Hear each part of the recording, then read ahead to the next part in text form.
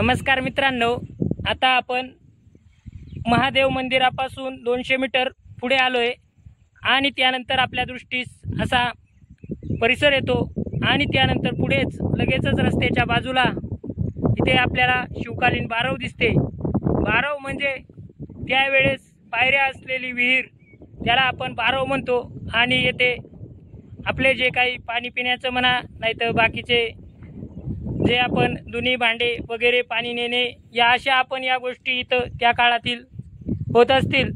ही अशी आपल्याला एक सुंदर अशी बारव या ठिकाणी दिसते पुढे, हे बघा अशी बारव।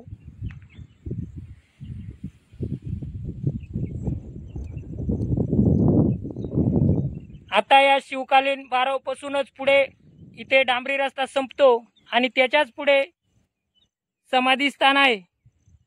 धन्यवाद।